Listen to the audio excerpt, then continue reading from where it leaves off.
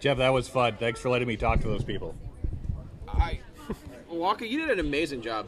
I try.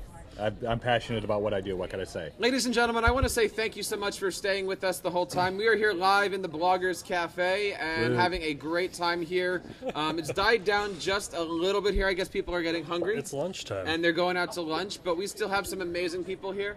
And, on Sunday nights, about a year ago, we kind of said, we're not doing very much. And there was nothing on the scene. And at that point in time, my wife and I were not watching Once Upon a Time. And so we came up with this idea of putting together some of the world's top educators and putting them on a podcast. What happened? Those people were busy. Oh, I see. And so then we went and found the next level of people. They were also busy. They were very busy. And they absolutely said, no, not on a Sunday night. No, I'm watching Game of Thrones then. Right. And so we went to the next level, and then finally we said, why don't we just do it ourselves? It turned out to be much easier to schedule that way. It is true. So I want to just say, ladies and gentlemen, welcome to Tech Educator Podcast Live. Thank you guys for being here. My name is Jeff Bradbury. Jeff Herb. Sam Patterson, Ed Wakapatui. And we want to also give a big shout out to our other co-host, Mr. Chris Nessie from the House of EdTech podcast, who's out there manning the hashtags, doing a great job. And I guess, should we introduce our honorary co-host?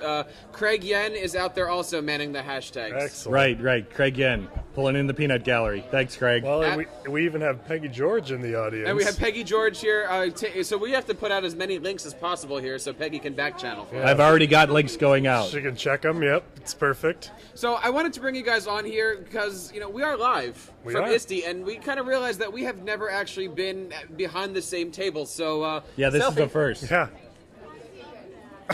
All right, we will put that one together. Cover art for the website right there, right? Right there. Nessie, that's the bumper right there. Go back and track and do bumper all that made. stuff. But, we've been talking a lot about projects to help kids express themselves. And as a podcaster, this is all about creating digital content for the use of art expression, trying to get our messages out there. Sam, let me bring you in. You do some work with podcasting and with creating digital media. Why is it important for teachers to know how to create digital media such as this? I'm asking Sam. Oh, okay. Digital media is what our kids learn. It's what our kids read. It's what our kids interact with. And several years ago when I started my Connected Educator journey, I said, you know what? If I have to crawl in through their earbuds to get to them, I'm good with that. I can do that. That's not too much to ask of me. I just have to figure out how it works. So then I started my own journey of learning to create digital content. And it's not perfect, but once you make enough pieces, you really start dialing it in.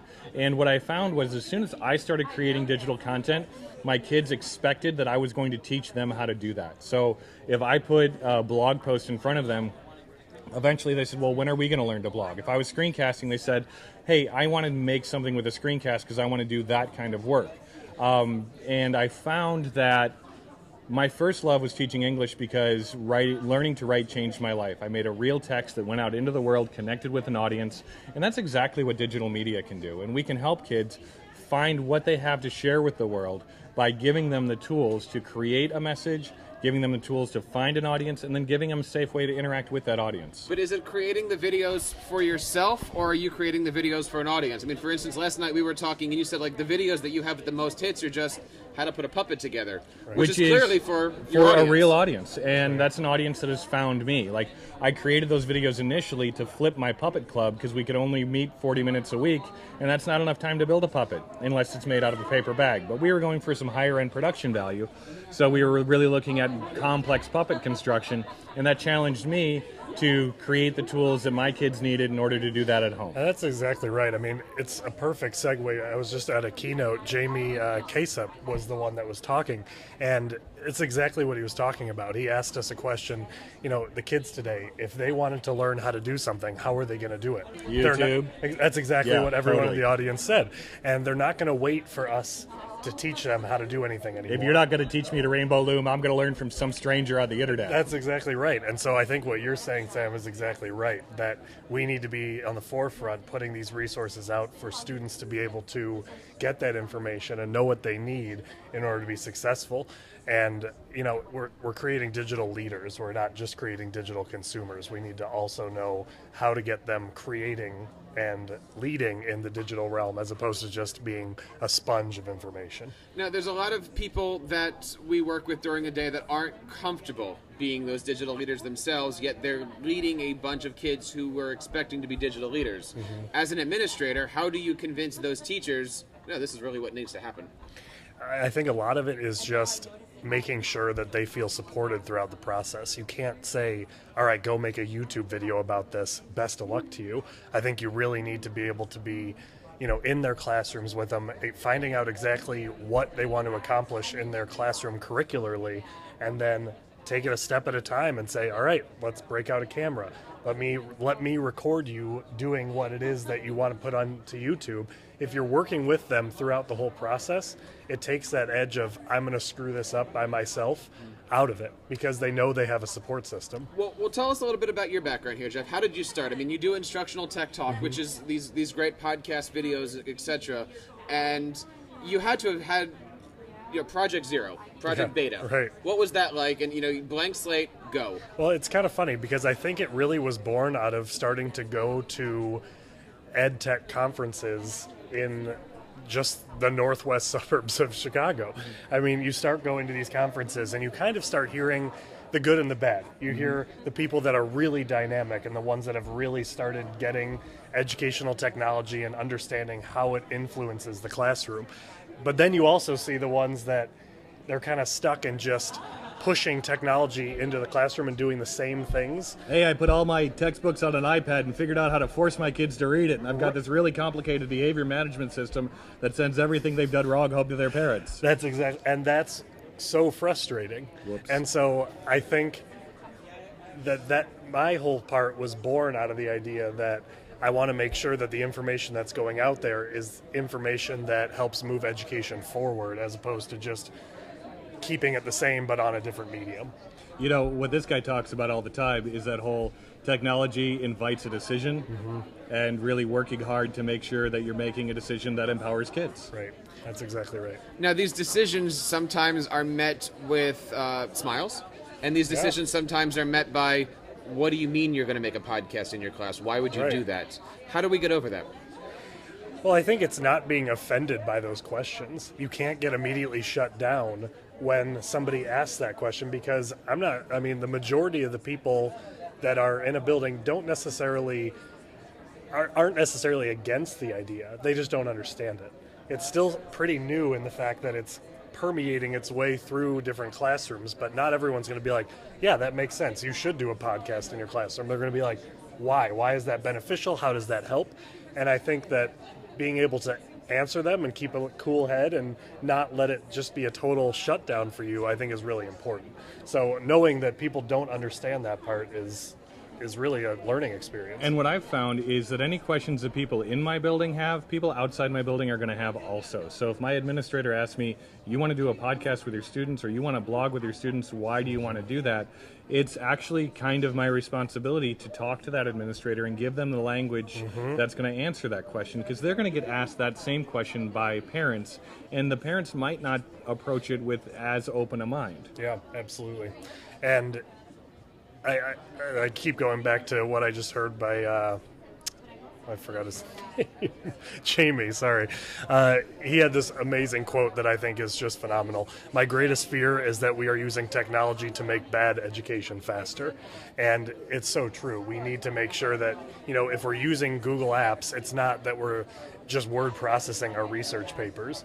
We're using it in a way that collaboration is the new normal, and collaboration is the way that we're moving together as a group. So I just think making sure that the steps along the way include the support structures of administrators, teachers, students, get everyone together and have those conversations so no one's left out in the dark and not understanding what's happening in the classroom. I think the concept of bad education faster is so true, because there's a lot of things that are not quality Right. yet are still popping up on the internet. Walker, you're making videos for ISTE, aren't you? I am.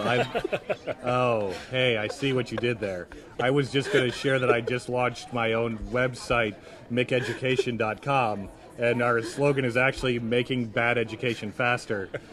We've already got some angel grant funding and actually an international contract or two. Oh. Right, this progressive education thing, it turns out, I've not where just it's batch at. processing, move fast, Mobetta test scores. I used to talk about Mobetta blooms, but now I'm all about Mobetta test scores. And with that's that good. segue, sometimes technology has to be expensive. Sure. And sometimes technology isn't about money at all. It's just about finding the right resources. Sam, I do really want to bring up some of the great work that you're doing there for ISTE as a vlogger. Yeah. Now, in a few hours, we're going to be teaching people how to make puppets. And, you look at like a character like Walker, he's kind of, interesting looking. But in order to do something like that, it really just takes a marker and a paper bag, and if you're lucky, a pair of scissors. Talk to us about how easy it is to get kids to be creative. Is that what walk is made out of? No, but I've got that's- friends that are made that way. That's sugar and spice and a few other things. No. Everything nice? What's nice is that, like, in this day and age, there's a lot of schools that are going to maker spaces and talking about innovation and design, and the focus there ends up often being on 3D printers and laser cutters and, things to shoot pictures at the moon or whatever.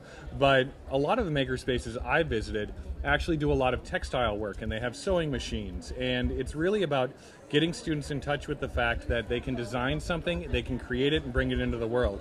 And puppets are a really great opportunity to do that, because the most complicated puppets are really, really complicated, but even the most complicated puppets I make generally aren't that complex at all. It's basically a mouth somehow attached to a body. If the Edu triplets were that easy.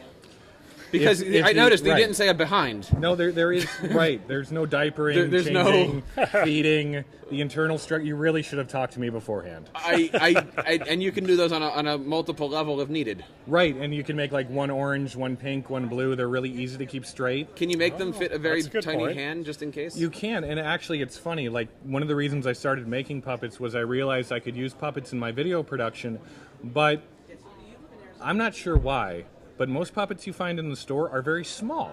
Yeah. Like, my hand won't fit inside of those puppets, and I don't understand why anyone would do that.